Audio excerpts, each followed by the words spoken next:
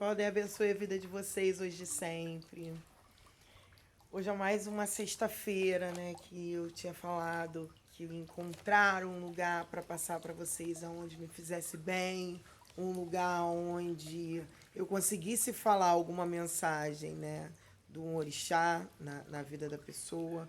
Uma mensagem também de como funciona a nossa vida da parte do espiritual, de energia, né, de força. O que, que é um pouco de curiosidade sobre alguns assuntos de sincretismos entre Umbanda, Candomblé, Igreja Católica e entre outras situações e denominações. Eu quero, a intenção é trazer às pessoas um conhecimento da forma que eu vejo. Até porque quem vivenciou, quem presenciou, quem sente, o como é diferente, cada pessoa é um único de energia. Eu tenho uma energia, o meu marido tem outra energia, os meus pais têm outra energia, mesmo sendo da família. Imagina de outras famílias.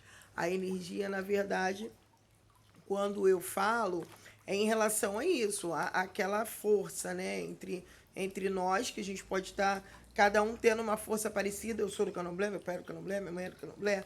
Então, assim, mas ao mesmo tempo, a nossa energia é única.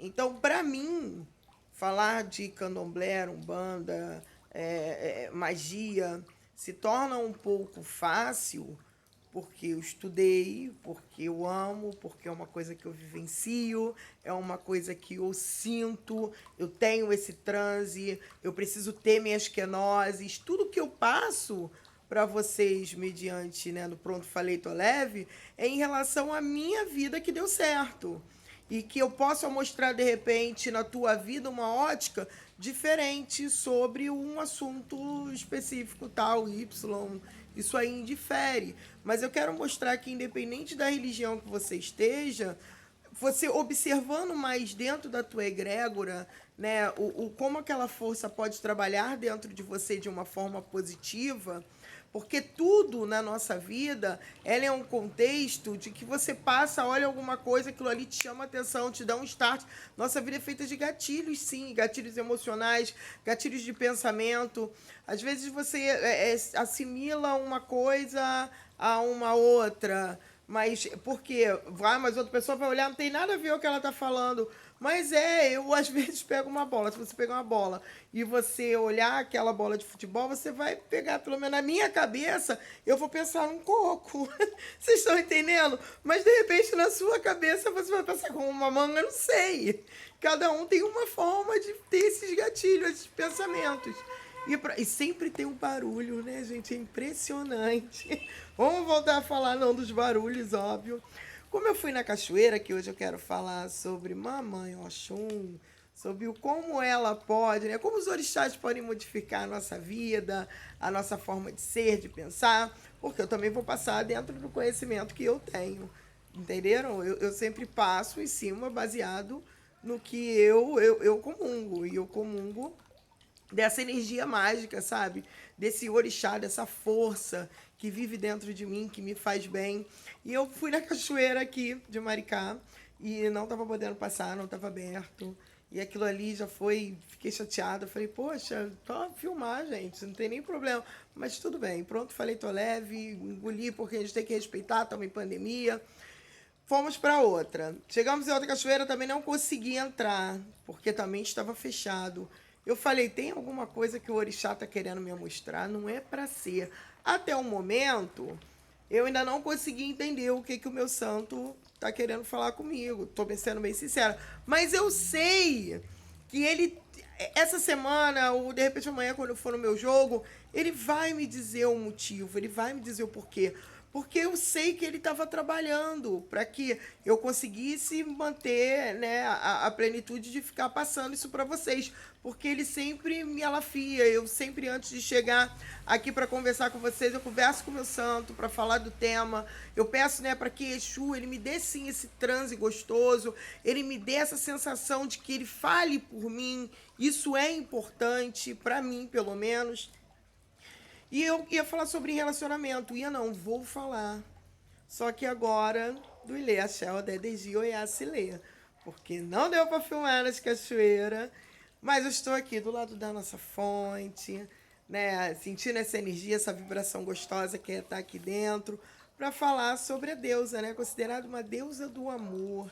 A Oxum, ela é uma santa, né, um orixá visto pelo lado da fecundidade, sabe? Da fertilidade. A gente, quando transmite isso para vocês, dentro da nossa egrégora, né, espiritual, africana, matrizes africana, nós acreditamos que a Oxum ela é a deusa da beleza, né, do amor, do carinho, do relacionamento, da riqueza também. Ela é muito somativada ao ouro, a riqueza, a brilho, a beleza e a paciência, né? Ela é uma santa que ela vai ter uma paciência, ela consegue ver a vida de uma ótica diferente, porque o Oxum ela consegue acabar, vou só falar rapidamente sim, com um exército alimentando eles, que depois eu vou contar um pouco desse tam para vocês. Então, para mim, né, ela é um orixá, uma santa muito destemida, porque ela guerreia, ela luta bravamente, né, pelo amor, pela paixão, porque na história de Oxum, ela sempre veio muito voltada aos amores, às paixões, e eu peguei essa semana. Alguém fez um texto, colocou em alguma rede social, que eu sou bem sério, não lembro, mas que eu li aquele texto e eu passei, né, a limpo aquele texto pensando sobre como eu pensaria sobre aquela situação. E eu toda semana vou passar para vocês, eu peguei alguns livros também, algumas coisas e completei sobre o orixá, sobre os santos, sabe, os orixás. O como na minha forma de ver, o como no meu ponto de vista, eles trabalham na nossa vida, né? Na minha vida, na tua vida, na vida dos teus. O como ele trabalha, né, ao nosso redor. Mas o quanto a gente tem que ter uma forma mais peculiar de observar aquilo que eles querem nos dizer. Porque, querendo ou não querendo, nessa própria história que eu vou falar para vocês, no final eu vou dar uma resumida, eu já vou começar a falar sobre a força, né? E tá tudo anotado, mas eu vou dar uma lida. Eu vou ler e depois eu volto para vocês rapidamente. Oxum é destemida diante das dificuldades enfrentadas pelos seus. Ela usa sua sensualidade para salvar a comunidade da morte. Ela dança com seus lenços e o mel, seduzindo Ogum, até que ele volte a produzir os instrumentos, né, para a agricultura. Assim a cidade fica livre de fome e de miséria. Olha que tão interessante. Ela estava vendo que Ogum, né, depois, quando for no Itã de Ogum, eu vou falar sobre voltar a esse Itã, porque agora eu estou falando sobre o ponto de vista de Oxum e como eu entendi esse Itã, que faz uma diferença muito grande na minha vida também. Oxum, ao mesmo tempo que ela é delicada e ela sabia que ela não ia poder pegar o ferro e ela ir lá fazer, ela via que Ogum ele parou, né, num determinado caminho dele, ele deu uma parada, ele meio que se desorientou, mas não foi uma desorientação. Ele se inquisilou, sabe? Ele se irritou. Então, Oxum usou a doçura, o encanto, a magia dela para seduzi-lo. Olha que interessante. Ela o seduziu, ela dançou com seus lenços e o mel. O que você entende, né? E seduzindo o Ogum até que ele volte a produzir os instrumentos para a agricultura. Ou seja, aquela sedução, aquele carinho, porque a pessoa precisa ser amada, a pessoa precisa de carinho, ela precisa de atenção. Por mais frio dos homens ou das mulheres, eles sempre precisam lá no fundo, dentro do subconsciente deles, de uma atenção, mas às vezes você não precisa dar uma atenção para aquela pessoa da forma que você pense que tem que ser. Porque cada um tem, lembra da energia que eu falei? Uma forma de pedir uma atenção de uma forma diferente. Tem uns que gostam de carinho, tem outros que a forma carinhosa é só passar uma mão na cabeça e depois dar uma toquinha e ponto. E você tem que trabalhar em cima daquela outra pessoa, uma energia, para que vocês se conectem. Então, a pessoa que não está satisfeita dentro de uma relação, mas tem um sentimento, ela tem que ver se, de repente, ela não pode trabalhar o ângulo, né, dessa frieza ou até mesmo dessa falta de comunicação com o parceiro por uma ótica de uma forma diferente. Então, Oxum aqui me mostrou que com a doçura, com a clareza, com a paciência dela, ela conseguiu encantar, né? Ela botaram até assim, ó, seduziu Ogum, que é um orixá da guerra, né?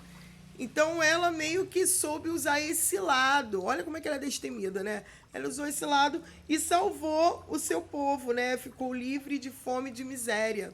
Então por aí também mostra para mim que o Oxum é um orixá que ele ama, né? Que ele realmente é igual Iemanjá, a mãezona ali, que abraça as pessoas, porque ela quer ver o nosso bem. Todos os orixás, obviamente, querem ver o nosso bem, mas essa em especial, como eu falei no início, para nós ele é considerado o ovo, né? A célula, o nascimento. Até quando a criança começa a falar, Oxum ainda está ali, ó, abraçada. E eu tenho uma ligação com essa santa muito forte, muito forte. Oxum, ela me deu, se eu for falar um testemunho de vida, Oxum, ela fez coisas magníficas para mim, né? Eu não tenho o como dizer que não foram coisas belíssimas e magníficas. Só um minutinho, gente. Voltei, gente. Só uma aguinha que foi rapidinha. Então, o que acontece? Eu falo para vocês que, se eu for falar o meu testemunho, como eu estava dizendo, de vida, basicamente toda a minha vida, Oxum estava presente, Iemanjá estava presente. Até no dia que minha filha nasceu, né? Oxum, ela fez a diferença. Ela deu um sopro a todos os meus filhos, mas minha filha foi de uma forma especial.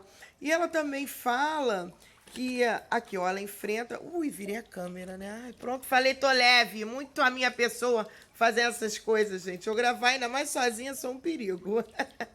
Vou terminar de ler mais esse trecho aqui para vocês. Então, Oxum enfrenta o perigo quando Olodumare, né, o Deus Supremo, para nós, o nosso Deus se chama Olodumare, Olofim, e assim, entre outros nomes, que se fala Deus Supremo. Ofendido pela rebeldia dos orixás, olha que coisa interessante. Eu vou dizer, eu vou falar esse tan e depois eu vou voltar no próximo vídeo, para o vídeo não ficar muito extenso, e vou falar sobre esse caminho que também é muito legal. Eu vou dizer agora sobre o Itã. Oxum enfrenta o perigo quando Olodumare, Deus Supremo, ofendido pela rebeldia dos orixás, prende a chuva em Orum, que é no céu.